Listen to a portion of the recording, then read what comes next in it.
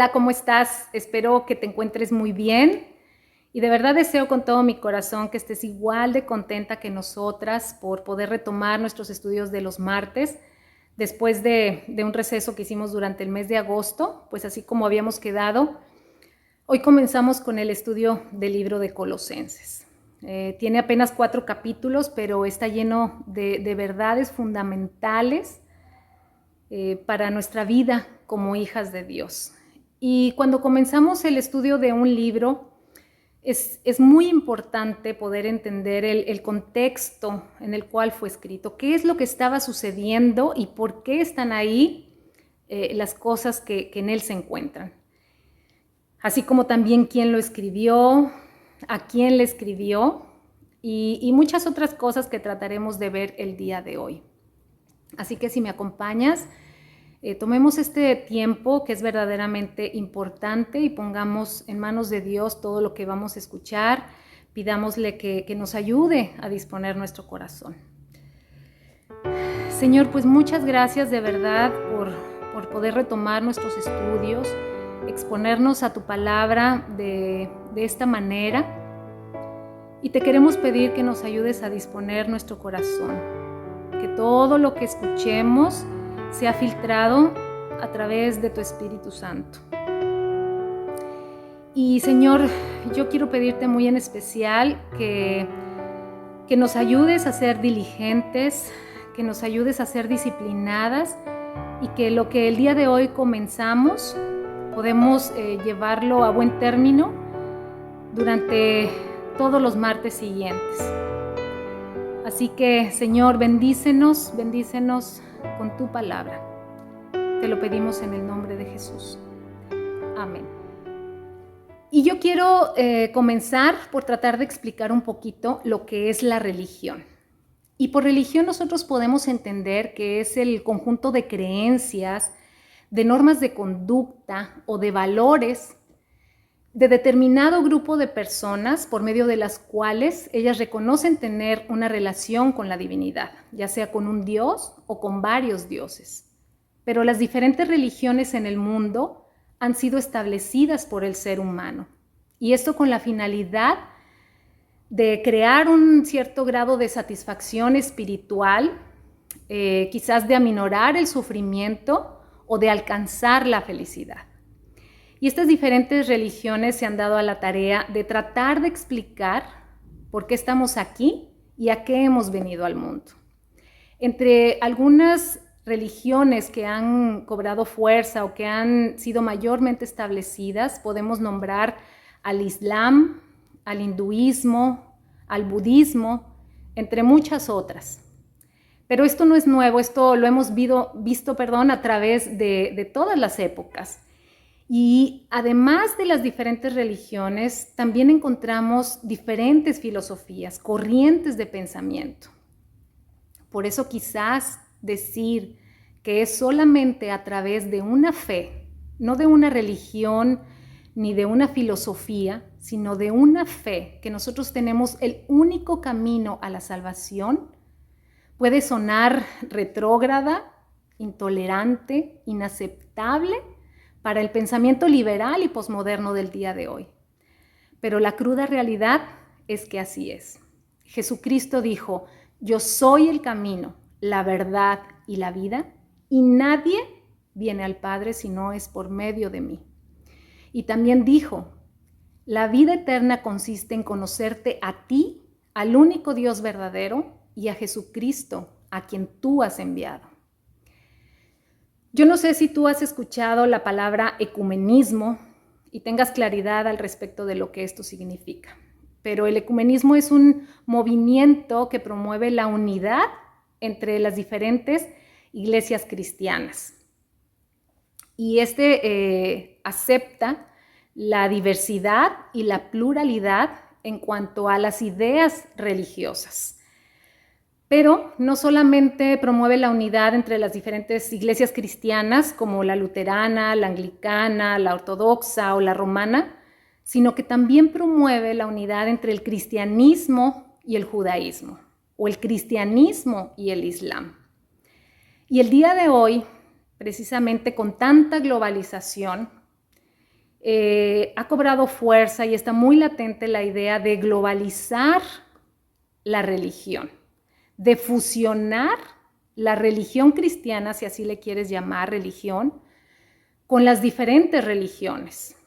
Y quizás si tú tienes poco en el Señor, o aquellas personas que realmente tienen poco tiempo o que todavía no tienen claridad en muchas cosas, podrían pensar, bueno, ¿y por qué no? ¿Por qué estar divididos? ¿Por qué permitir que las diferentes doctrinas nos dividan? Y recuerda que doctrina quiere decir enseñanza. Entonces, ¿por qué permitir que las diferentes doctrinas nos dividan? Y hay una razón muy, muy, muy importante. Y es que nosotros como cristianos, como creyentes, no nos podemos permitir buscar la unidad cuando estemos sacrificando las diferentes doctrinas que son fundamentales en la Escritura. En la Escritura podemos encontrar doctrinas que no son negociables.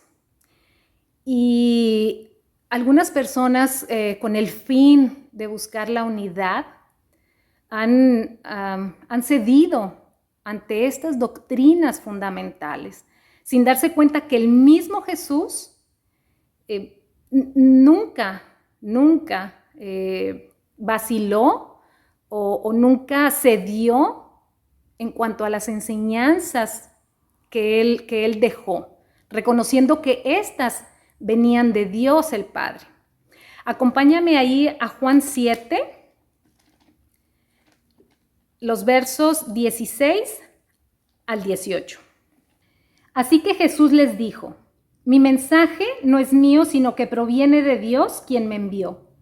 Todo el que quiera hacer la voluntad de Dios sabrá si lo que enseño proviene de Dios o solo hablo por mi propia cuenta. Los que hablan por su propia cuenta buscan su propia gloria, pero el que busca honrar a quien lo envió, habla con la verdad, no con mentiras. Son incontables las falsas doctrinas que en este momento podríamos enumerar. Pero enfocarnos en ella no nos va a ayudar en lo absoluto, sino por el contrario, enfocarnos en la verdad y permanecer en ella va a hacer que desplacemos el error y la mentira. Por eso es fundamental que nosotros podamos conocer esas doctrinas que son fundamentales y que no son negociables. Acompáñame también ahí a 2 de Juan, capítulo 1, del verso 4 al 11. Y el título con el que comienza esta porción de la Escritura dice: vivan en la verdad. Qué contento me puse al encontrarme con algunos de tus hijos y ver que viven de acuerdo con la verdad, tal como el Padre lo ordenó. Les escribo para recordarles, queridos amigos, que nos amemos unos a otros.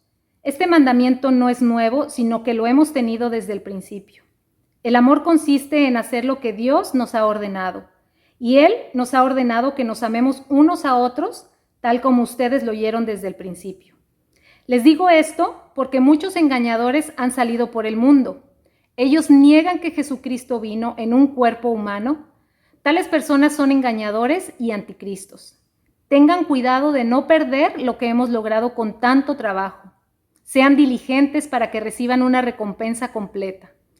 Todo el que se desvía de esta enseñanza no tiene ninguna relación con Dios, pero el que permanece en la enseñanza de Cristo tiene una relación tanto con el Padre como con el Hijo.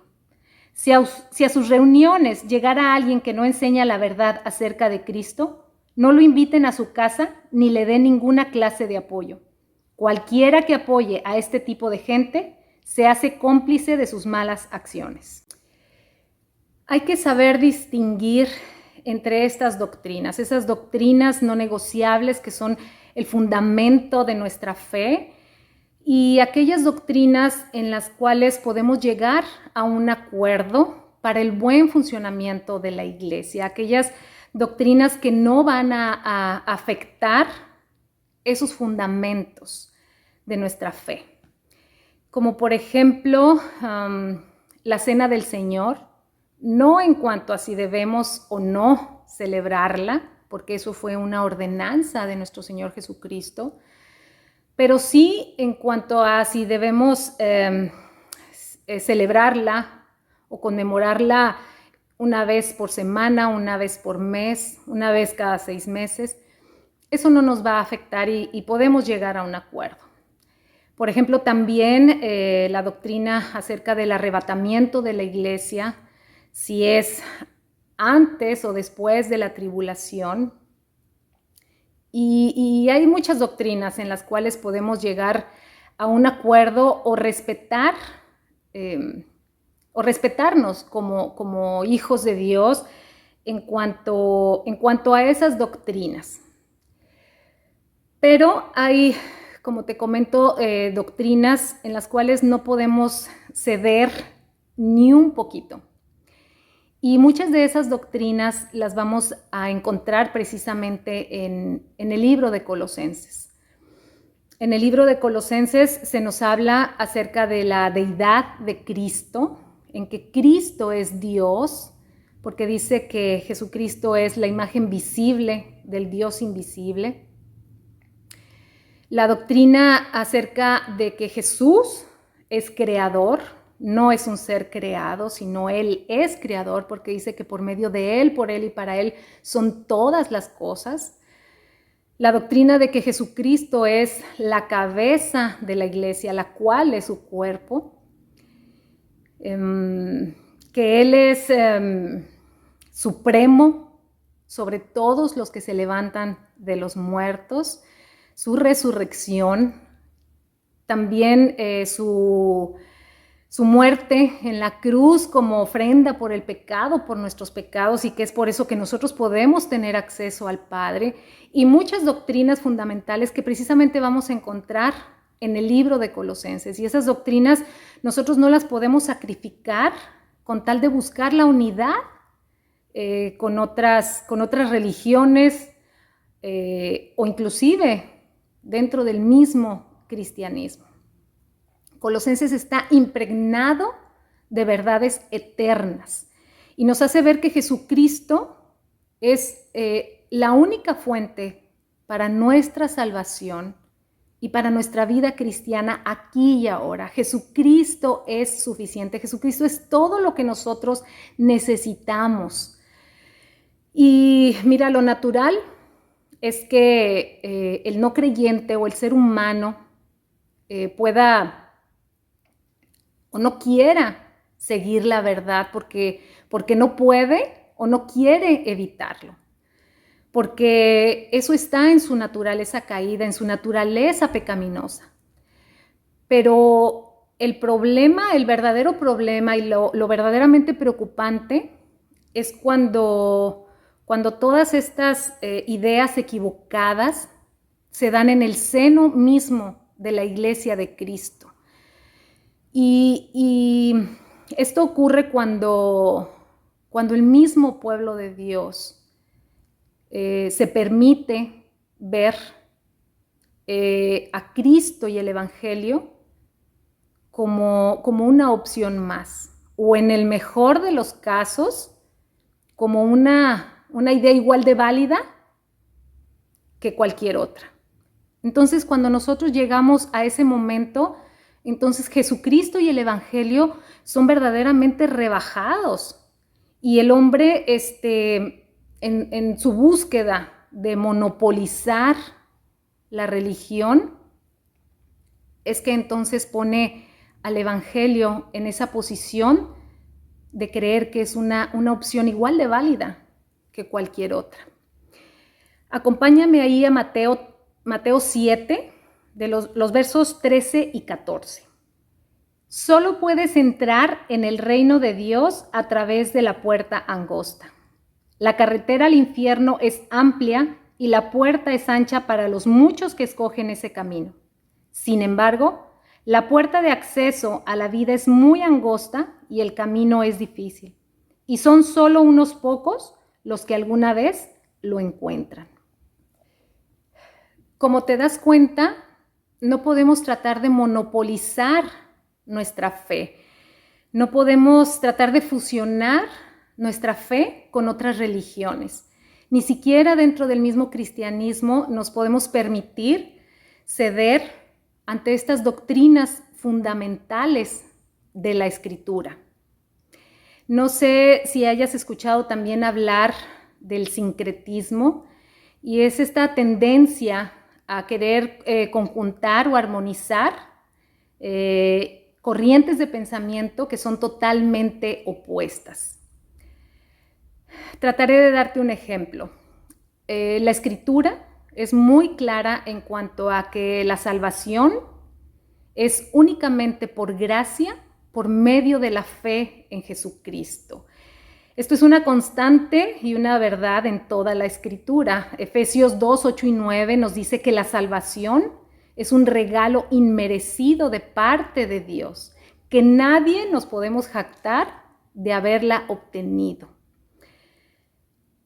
Y sin embargo, a veces se trata de hacer ver o de hacer pensar o de armonizar la idea de que también es por obras, que te tienes que esforzar para ganarte la salvación, que tienes que hacer esto o aquello para poder alcanzar el perdón de Dios. Y esas dos ideas son totalmente opuestas. De hecho, Romanos 11:6 nos habla de eso. Nos dice que si es por gracia, entonces ya no podría ser por obras. Y si es por obras, pues tampoco podría ser por gracia. Si es por gracia, pues yo no puedo, es un regalo inmerecido. Yo no puedo hacer absolutamente nada para ganarme el favor de Dios. Y si fuera por obras, si yo tuviera que hacer algo y esforzarme para ganarme esa salvación, entonces ya no sería por gracia. Son dos ideas totalmente opuestas y que no se pueden armonizar. Eso es el sincretismo. Y precisamente eso es lo que estaba sucediendo en Colosas.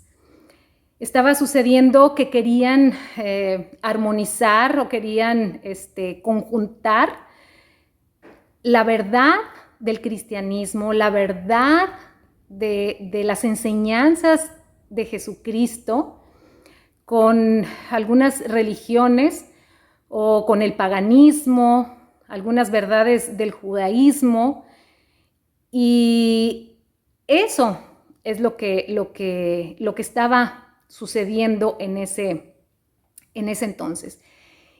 Y la herejía que resultó de eso y que tiempo después se conoció como el gnosticismo, es la idea que viene precisamente gnosis. Gnosis viene de la palabra conocimiento y era la idea de que necesitabas un conocimiento especial para acercarte a Dios. Y negaba que Jesucristo fuera Dios y que fuera el Salvador. Eso es lo que estaba sucediendo en ese entonces en Colosas. Y según su razonamiento, era que la materia era mala, por lo cual entonces era imposible que una deidad pudiera habitar en un cuerpo humano.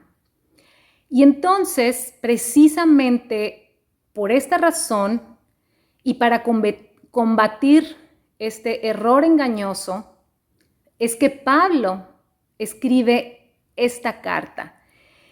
Y yo quiero recordarte y hacer énfasis en que siempre las artimañas del enemigo, por lo general, han sido las mismas. Y es darnos una verdad envuelta en una mentira.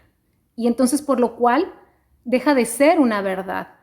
Desde el jardín del Edén, con Adán y Eva, vemos ese mismo patrón del enemigo queriendo usar una verdad envuelta en una mentira. Y precisamente eso es lo que, como te comento, eso es lo que estaba sucediendo en Colosas. Se estaba mezclando la verdad del cristianismo con todas estas ideas equivocadas que estaban cobrando fuerza, y entonces Pablo escribe precisamente esta carta y estas verdades para combatir ese error engañoso. Y él pone mucho énfasis precisamente, por un lado, en la deidad de Cristo y su conexión con Dios el Padre, como también en su humanidad y en su muerte sacrificial en la cruz. Y vemos cómo Pablo, movido a través de enterarse de lo que estaba sucediendo en Colosas, es inspirado por el Espíritu Santo, y aclaremos que inspirado no es decir que, híjole, vi al cielo y me inspiré y quise escribir estas cosas, sino cuando nosotros decimos inspirado por el Espíritu Santo, queremos decir que fue guiado o impulsado por el Espíritu Santo a escribir estas verdades fundamentales que 2000 años después siguen vigentes hoy en día. Con tanta información que tenemos hoy en día, tantas corrientes de pensamiento, y nosotros tenemos que entender que Cristo es Dios encarnado y es el único camino al perdón y a la paz con Dios. Hoy en día el relativismo nos ha hecho creer que no existen verdades absolutas y que la verdad que se está expresando depende de diversas circunstancias, y que es la estructura mental de cada quien la que determina la verdad. Eso es lo que ha cobrado ventaja y hoy es lo que ha permeado nuestra sociedad. Tú tienes tu verdad y yo tengo mi verdad. Y como te comento, Pablo, movido a través de todo esto, es que escribe Colosenses y escribe todas estas verdades que hoy día nosotros tenemos que conocer, que nosotros tenemos que tener claridad al respecto. Acompáñame ahí a Efesios 4:14 y dice: entonces ya no seremos inmaduros como los niños, no seremos arrastrados de un lado a otro ni empujados por cualquier corriente de nuevas enseñanzas. No nos dejaremos llevar por personas que intenten engañarnos con mentiras tan hábiles que parezcan la verdad.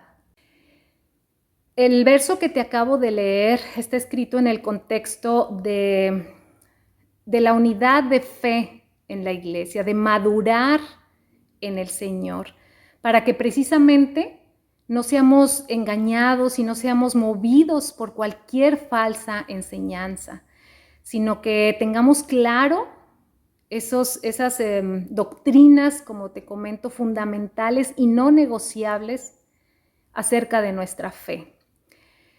Y ahora que estamos estudiando los domingos el libro de Esther, y el cual nos habla de la soberanía de Dios, de que Dios tiene el completo control de todas las cosas que suceden, no me deja duda al leer el libro de Colosenses y entender el contexto y todo lo que estaba sucediendo, de que verdaderamente así es. Dios, teniendo el control de todo lo que sucede, Él permite que esto suceda en esta iglesia para que Pablo pudiera escribir esta carta, y nosotros 2000 años después pudiéramos tener estas verdades aquí en la Escritura, en la Biblia. Cuando Pablo escribe esta carta de Colosenses junto con Filipenses, Efesios y Filemón, Pablo se encuentra en la cárcel. Y más que estar en la cárcel, está bajo arresto domiciliario, en donde él permanecía en custodia durante todo el día y todos los días, pero se le daban ciertos privilegios, como recibir visitas, y me supongo que esas visitas pues le informaban de lo que estaba sucediendo en las diferentes iglesias, y también se le daba el privilegio de que podía escribir cartas. Y entonces Pablo, estando ahí, escribe esta carta a los colosenses, pero Pablo no conocía a los colosenses. Pablo hizo 3 viajes misioneros y en su tercer viaje él pasa un poquito más arriba por la Odisea, pero él no fundó la iglesia de Colosas. Se cree que fue Epafras y algunos otros creyentes de sus otros viajes misioneros quienes fundaron esta iglesia. Y Pablo, sin conocerlos, pero al enterarse de lo que estaba sucediendo, escribe todas estas cosas. De verdad, me motiva y me anima a ver las cosas como lo que son, como te comento, que Dios tiene el control absoluto de todas las cosas. Y quiero, pues ya, para terminar, quiero que me acompañes y vamos a leer los versos 1 y 2 solamente de ahí del capítulo 1. Y dice de esta manera: yo, Pablo, elegido por la voluntad de Dios para ser apóstol de Cristo Jesús, y nuestro hermano Timoteo, les escribimos esta carta a los fieles hermanos en Cristo que conforman el pueblo santo de Dios en la ciudad de Colosas. Que Dios nuestro Padre les dé gracia y paz. En el Nuevo Testamento tenemos 27 libros, 4 de los cuales son los evangelios. Tenemos un relato, que es el libro de los Hechos, un libro de revelación, que es Apocalipsis, y tenemos 21 cartas, 13 de las cuales las escribió Pablo. Y en todas y cada una de ellas, él se identifica como el que escribe la carta, como el autor de la carta. Así como también siempre en su salutación escribía a quién le estaba escribiendo. Y en todas, en la mayoría de sus cartas, cuando así me supongo lo requería la carta, él hacía énfasis en su llamado apostólico. En este caso, él expresa que él ha sido elegido por la voluntad de Dios para ser apóstol de Cristo Jesús. Para Pablo era importante que los colosenses, a quien él no conocía, pudieran entender y tener claro quién escribía la carta.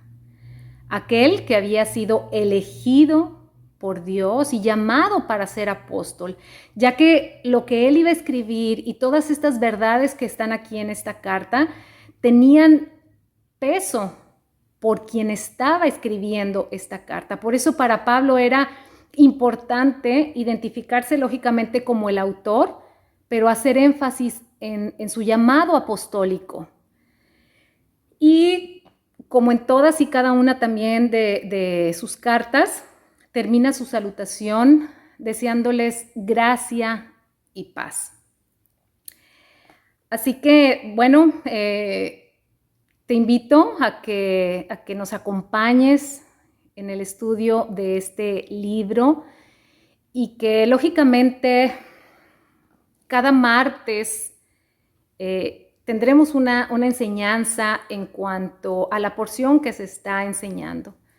Pero creo que también es importante prevalecer en el estudio de todo el libro, porque es importante entenderlo como un todo. Por lo general, y en casi todas las cartas que escribía Pablo, y como te comento, inspirado por el Espíritu Santo, siempre en los primeros capítulos hace énfasis en lo que Dios ya ha hecho por nosotros, en lo que Dios nos ha dado, en lo que tendríamos que nosotros descansar como hijos de Dios, entendiendo su gracia para con nosotros. Pero en los últimos capítulos hace referencia entonces a cómo nosotros tendríamos que responder después de haber leído esos primeros capítulos. Por eso es que yo te invito a que nos puedas acompañar en el estudio de todo el libro, porque es importante verlo de esta manera, como un todo. Aunque como te comento, cada martes tendrá su porción y tendrá su enseñanza. Pero de verdad te animo a que puedas disciplinarte y proponerte el acompañarnos de principio a fin en el estudio de este libro. Es una bendición poder de verdad conocer la Escritura y ser bendecidos a través de ella. Así que te esperamos el martes que entra y que Dios nos ayude y nos traiga claridad al respecto de todo lo que veremos a través de este libro. Bendiciones.